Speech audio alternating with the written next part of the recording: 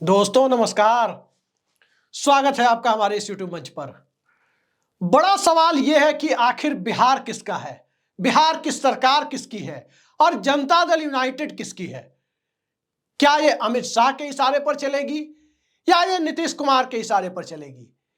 और ये बड़ा सवाल आज इसलिए खड़ा हो गया क्योंकि मणिपुर में जो घटनाक्रम हुआ और मणिपुर में जनता दल यूनाइटेड जिसके 6 विधायक जीते थे और तकरीबन 2.5 साल पहले 5 को बीजेपी ने अपने साथ मिला लिया था और उसके बाद बचे हुए 1 विधायक और फिर वहां के प्रदेश अध्यक्ष ने बीजेपी से समर्थन वापसी का जो पत्र गवर्नर को भेजा, उस पत्र के प्रकाश में आने के बाद ही, वो सामने आने के बाद ही जो हलचल दिल्ली से पटना तक मची, उसके बाद का नजारा देखने लायक था। आप अंदाजा लगा सकते हैं कि वो नजारा किस तरह का होगा। लेकिन इन सब के बीच एक बड़ी खबर आ गई। बड़ी खबर यह थी कि कथित तौर पर राष्ट्रीय कार्यकारी अध्यक्ष संजय झा के इशारे पर मणिपुर के चिट्ठी निकालने वाले प्रदेश अध्यक्ष, जदयू के प्रदेश अध्यक्ष वीरेंद्र सिंह को पार्टी से सस्पेंड कर दिया गया। अब सवाल यह उठता है कि क्या बिहार और जनता दल यूनाइटेड दोनों भारतीय जनता पार्टी के नक्शे कदम पर चलेगा या नीतीश कुमार के नक्शे कदम पर चलेगा।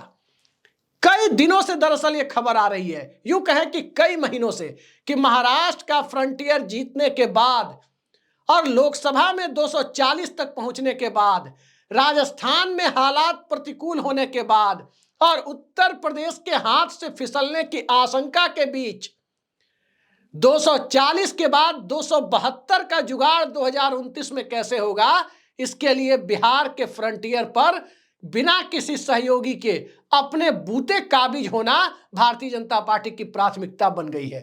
लेकिन अपने बूते काबिज होने के बीच में राह का कांटा कौन है? कौन सा फैक्टर है बिहार में जो बिहार में भारतीय जनता पार्टी के अश्वमेध यज्ञ के घोड़े को रोक कर रखे हुए है?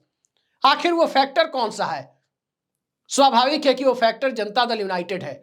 वो फैक्टर बिहार के मुख्यमंत्री नीतीश कुमार हैं, जिन्होंने आज तक कभी यह नौबत नहीं आने दी कि भारतीय जनता पार्टी का मुख्यमंत्री पटना में राजभवन में शपथ लेता हुआ नजर आए।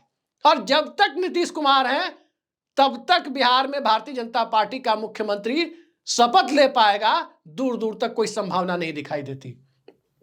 लेकिन क्या उद्धव ठाकरे को जैसे निपटाया गया, क्या शरद पवार की पार्टी को जैसे निपटाया गया, क्या चौटाला परिवार की पार्टी और परिवार दोनों को खंड खंड किया गया, क्या जयंत चौधरी की पार्टी को धीरे धीरे कर मार्जिनलाइज किया गया, क्या जिस तरह से नवीन पटनायक की सत्ता और पार्टी दोनों को करीब करीब खत्म किया गया, अब अगला निशाना नीतीश कुमार उसी तरह से बनते जा रहे हैं। दरअसल नीतीश कुमार को इस बात का एहसास है कि उनके साथ कौन सा खेल खेला जा रहा है। वह इस बात को बखूबी समझते हैं और तकरीबन 1.5-2 साल पहले उनका एक बयान भी आया था कि कुछ लोग जनता दल यूनाइटेड को समाप्त कर देना चाहते हैं। लेकिन जो लोग जनता दल यूनाइटेड को समाप्त कर देना चाहते हैं, क्या पार्टी की कमान भी उन्होंने उसी पार्टी से सहानुभूति रखने वाले लोगों के हाथ में दे रखी है? राष्ट्रीय अध्यक्ष तो वो खुद हैं। और जिस वर्टिकल डिवीजन की बात जनता दल यूनाइटेड में आती है कि पार्टी के संसदीय दल में प्रो बीजेपी लोगों की संख्या ज्यादा और पार्टी के विधायक दल में राष्ट्रीय जनता दल के साथ संबंधों के हिमायती लोगों की संख्या ज्यादा, क्या अब यह निर्णायक मोड़ पर पहुंचती नजर आ रही है? और इन सब के बीच बड़ा सवाल कि पटना में सिक्का किसका चलेगा, पाटलिपुत्र की सरजमी पे किसका राज चलेगा और किसका राज चल रहा है? क्या वो नालंदा के चाणक्य का राज चलेगा या अहमदाबाद के चाणक्य का राज चलेगा?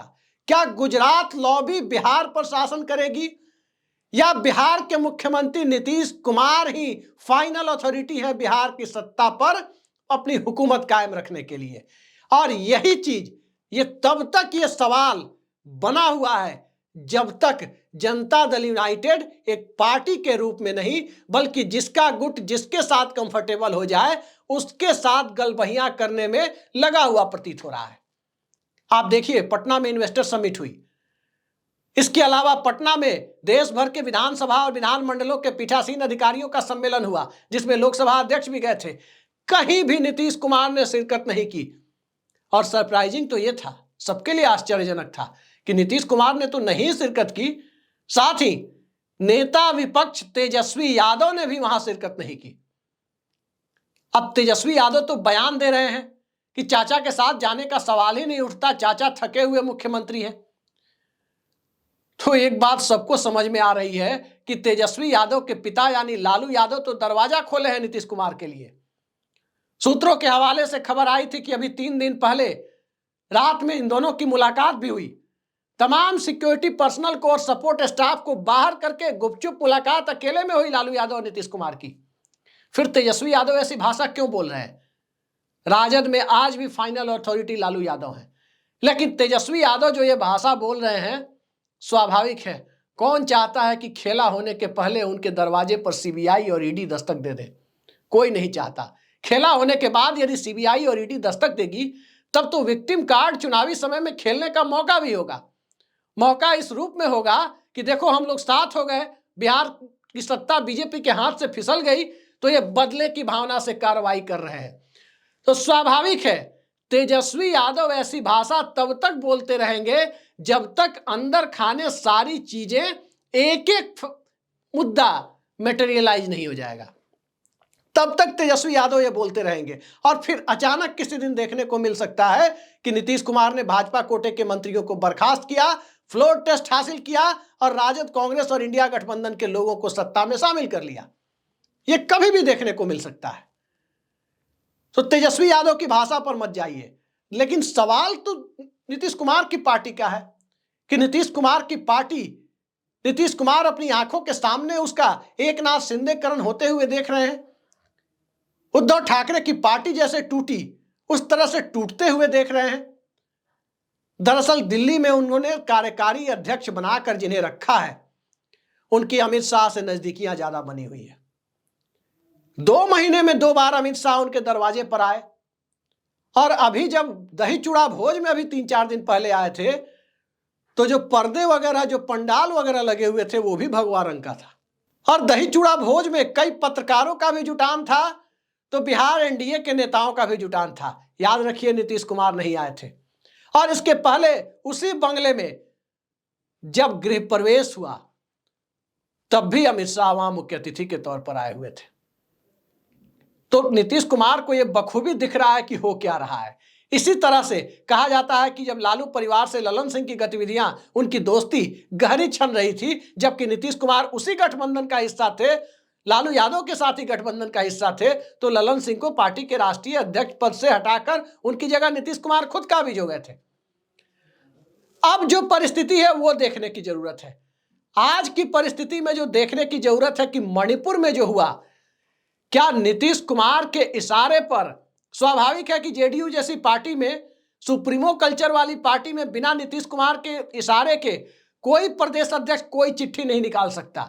यह तय मानिए कि कोई भी प्रदेश अध्यक्ष जनता दल यूनाइटेड जैसी पार्टी में, जिसमें एक ही व्यक्ति नेता है, एक ही व्यक्ति नीति है, एक ही व्यक्ति एजेंडा है, उस पार्टी में उस व्यक्ति की मर्जी के खिलाफ कोई प्रदेश अध्यक्ष चिट्ठी निकाल दे, यह कोई कल्पना भी नहीं कर सकता। लेकिन जो उसके बाद अंदर खाने सोर्सेज के हवाले से खबर आ रही है वो ये है कि जो राष्ट्रीय कार्यकारी अध्यक्ष महोदय है, उनके इशारे पर पार्टी से उन्हें चिट्ठी निकालने वाले प्रदेश अध्यक्ष को सस्पेंड कर दिया जाता है। अब अमित शाह के साथ उनकी कितनी नजदीकियां हैं, प्रत्यक्षम किम प्रमाणम, ये प्रत्यक्ष प्रमाण है, इसे देने की जरूरत नहीं है। 2-2 बार उनके घर पे जाते हैं और दोनों फोटो आप हमारी स्क्रीन पर देख सकते हैं। कहीं कुछ कहने की जरूरत नहीं है कि नजदीकियां कितनी है। सवाल दरअसल ये है कि आखिर खेल कौन चल रहा है। तो सीधा मतलब है कि संजय झा की प्राथमिकता क्या है, ललन सिंह की प्राथमिकता क्या है, नीतीश कुमार की प्राथमिकता क्या है और दूसरे लोगों की प्राथमिकता क्या है। देखिए अशोक चौधरी उनकी पार्टी के राष्ट्रीय महासचिव हैं, कभी कांग्रेस के प्रदेश अध्यक्ष थे, आए हैं कांग्रेस से। राहुल गांधी ने बहुत भरोसा करके उन्हें बिहार में प्रदेश की कमान सौंपी थी, लेकिन वो नीतीश कुमार के साथ चले आए। तो जो व्यक्ति राहुल गांधी का नहीं हुआ, जिस कांग्रेस पार्टी ने अशोक चौधरी और उनके पिता को सब कुछ दिया, वो राहुल गांधी के नहीं हुए, तो भला नीतीश कुमार के साथ कैसे हो सकते हैं लंबे समय तक? अपनी निष्ठा को कैसे दिखा सकते हैं? नीतीश कुमार की पार्टी की सब दुर्दशा कराने वाले चिराग पासवान की पार्टी को, पार्टी के साथ उसी पार्टी के टिकट पर अपनी बेटी को उन्होंने लोकसभा भेजने का काम किया। ये अशोक चौधरी हैं। और अशोक चौधरी के घर विवाह जैसे कोई कार्यक्रम होते हैं तो एक कार्यक्रम में मोहन भागवत भी पहुंचे हुए थे। तो इसके आगे कहने की कोई जरूरत रह नहीं जाती। संजय झा भारतीय जनता पार्टी से ही आए हैं और संजय झा की जो परिस्थितियां हैं, देखिए 2024 में नीतीश कुमार ने उन्हें भेज दिया दिल्ली राज्यसभा में। अब 2030 में राज्यसभा उन्हें जाना है तो 2030 में इसकी जरूरत पड़ेगी कि वो किसके सहारे दिल्ली पहुंचे। और 2030 के बारे में यकीन मानिए दोस्तों, मैं बहुत जिम्मेदारी के साथ इस बात को कह रहा हूं कि नीतीश कुमार का पॉलिटिकल फ्यूचर 2029 तक तो हो सकता है किसी तरह खींचकर। अगर इस बार जनता ने जनादेश दे दिया तो 2028-29 तक तो हो सकता है, लेकिन 2030 तक कतई नहीं हो सकता है। यह बात संजय झा भी जानते हैं। रही बात ललन सिंह की, तो उम्र के इस पड़ाव पर पहली बार उन्हें केंद्र में कैबिनेट मंत्री बनने का मौका मिला, भला इसे वो क्यों गंवा देंगे? इस तरह की बातें हैं। लेकिन संसदीय दल में अब भी ज्यादातर लोग नीतीश कुमार के साथ हैं, इक्के दुक्के लोग भले ही ना हो। विधानमंडल दल में ज्यादातर लोग नीतीश कुमार के साथ हैं, कहीं कोई डाउट नहीं है। सवाल यही है कि महाराष्ट्र दोहराने की जो कोशिश बिहार में हो रही है, सवाल यही है कि महाराष्ट्र मॉडल नहीं तो उड़ीसा मॉडल ही सही, उसे ही दोहरा दिया जाए। वो दोहराने की जो कोशिश हो रही है, क्या नीतीश कुमार यदि पूर्ण रूप से स्वस्थ है तो क्या इसे अपनी आंखों के सामने होते हुए देखेंगे? दरअसल बिहार की सियासत में यह कोई मान ही नहीं सकता कि शतरंज की बिसात कैसे बिछाई जा रही है और उस बिसात को नीतीश कुमार नहीं समझ रहे हैं, यह मानने के लिए कोई तैयार नहीं है। सब कुछ नीतीश कुमार की आंखों के सामने हो रहा है। और तभी मणिपुर में एक ट्रेलर दिखाया नीतीश कुमार ने, और मणिपुर के ट्रेलर के बाद पूरी फिल्म कभी भी नीतीश कुमार दिखा सकते हैं। वो बिहार और दिल्ली दोनों जगह हो सकता है। अब सवाल उठता है कि नीतीश कुमार किस ताकत के बूते ये कर रहे हैं? तो ताकत वही है नीतीश कुमार की, लालू यादव और इंडिया अलायंस की मजबूरी। तब तक की मजबूरी जब तक कि नरेंद्र मोदी के रूप में बीजेपी के पास राष्ट्रीय स्तर पर पिछड़ा कार्ड खेलने की राजनीतिक ताकत बची हुई है।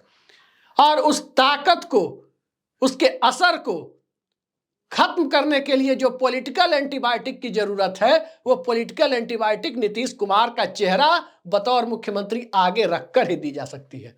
ये लालू यादव जानते हैं। दूसरा, लालू यादव ये भी जानते हैं कि बात 1990, 92 या 95 की नहीं है। अब लालू यादव बिहार के अल्पसंख्यकों की पहली पसंद नहीं है। उनकी पार्टी ताकतवर है, उनके पास बड़ा समीकरण है, लिहाजा जब तक भारतीय जनता पार्टी ताकतवर है तब तक अल्पसंख्यक मतों का बड़ा हिस्सा लालू यादव के साथ जाएगा। लेकिन एक होता है कि दिल से जाना, दिल से वोट करना, दूसरा होता है कि कोई चारा नहीं है तो वोट करना। तो दिल से वोट करना और कोई चारा नहीं है तो वोट करना अब दूसरे वाली परिस्थिति की तरफ अल्पसंख्यक मतदाता है। और उसके दिमाग में ये बात घर कर चुकी है कि देर सवेर कांग्रेस पार्टी को ही ताकत देनी होगी। कांग्रेस उसे पढ़ नहीं पा रही है, कांग्रेस की राजनीतिक कमजोरी है। लेकिन उसके अंदर जो दूसरी बात भरी हुई है वो ये है कि बिहार को भारतीय जनता पार्टी से अब तक बचा के किसी ने रखा पिछले 20 सालों के दरमियान तो नीतीश कुमार ने ही येन केन प्रकारेण बिहार में भाजपा का कब्जा नहीं होने दिया। चाहे भारतीय जनता पार्टी के सर पर बैठ के मुख्यमंत्री पद ले लेना हो कि ठीक है आप ताकतवर हो रहे हो तो मैं भी आ रहा हूं, मुझे ही स्वीकार करो, लेकिन आपको तो नहीं बैठने देंगे, मौका नहीं देंगे। और जब लगा कि नहीं भारतीय जनता पार्टी के साथ रहने से धोखा मिल सकता है, तब नीतीश कुमार ने वापस इंडिया गठबंधन का या विपक्षी महागठबंधन का दामन थाम लिया। लेकिन चाहे जो हो, चाहे अब इसमें कोई पलटू राम कहे, चाहे कोई सल्टू राम कहे, चाहे कोई कुछ कहे, एक बात साफ है और अल्पसंख्यकों को यह बात एकदम क्रिस्टल क्लियर दिखाई देती है कि भारतीय जनता पार्टी बिहार की सत्ता के शीर्ष पर काबिज होने से अभी तक यदि वंचित है तो उसका क्रेडिट नीतीश कुमार को जाता है, किसी और को नहीं।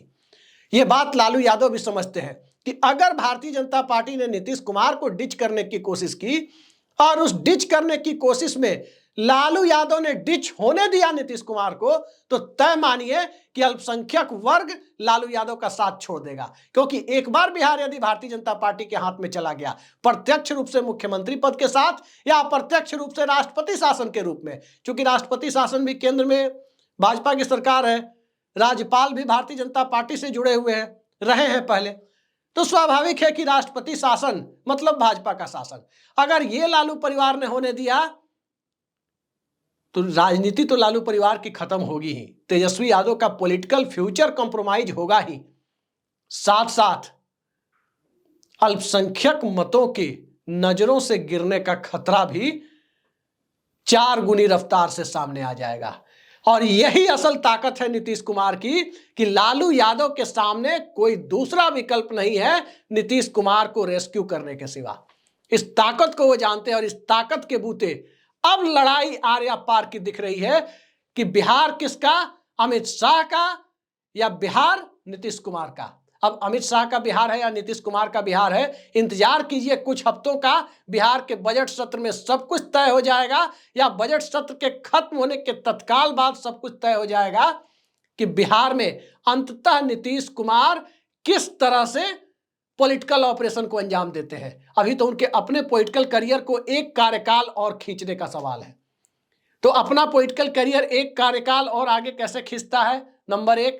नंबर 2, इस पूरी कोशिश में भारतीय जनता पार्टी के पूरे गेम प्लान को कैसे नीतीश कुमार विफल करते हैं। और नंबर 3, जनता दल यूनाइटेड में जो प्रो बीजेपी कैंप अब नीतीश कुमार से आगे देखना शुरू कर रहा है, उससे कैसे निपटते हैं। याद रखिए, जेडीयू में हमेशा से एक प्रो बीजेपी एक प्रो आरजेडी कैंप रहा है, लेकिन वो गठबंधन की हिमायत तक सीमित रहा है। और अब जब नीतीश कुमार के स्वास्थ्य के बारे में खबरें फैलती है तो जो प्रो बीजेपी कैंप है अब बीजेपी के साथ खुलकर आने के लिए नीतीश कुमार को डिच करने की स्थिति में कभी भी जाता हुआ सबको सार्वजनिक तौर पर दिखाई दे सकता है। और यही वो महीन अंतर है जो प्रो बीजेपी होने और बीजेपी के साथ खड़े हो जाने के बीच की जो परिस्थितियां हैं वो 2015-16 की परिस्थिति और 2025 की परिस्थिति के बीच के अंतर को सार्वजनिक तौर पर दिखाती रहती है। ये बात हम पत्रकारों को ही दिखाई नहीं दे रहा, ये बात बिहार की जनता को ही दिखाई नहीं दे रहा, ये बात नीतीश कुमार को भी दिखाई दे रही है कि हालात क्या है। और इन हालातों के बीच क्राइसिस मैनेजमेंट क्या होता है, कम से कम इस मामले में नीतीश कुमार की क्षमता पर हम सवाल नहीं उठा सकते। देखते जाइए, सियासत यदि अवसरवाद का शानदार नमूना देखने को विवश करती है तो उस शानदार नमूने के बीच भी जो सबसे शानदार नमूना दिखता है वो बिहार की सियासत से दिखता है। इंतजार कीजिए, थोड़ा इंतजार कीजिए, बहुत बड़ा खेल आपको आने वाले वक्त में दिखाई देगा। आज के लिए इतना ही, नमस्कार।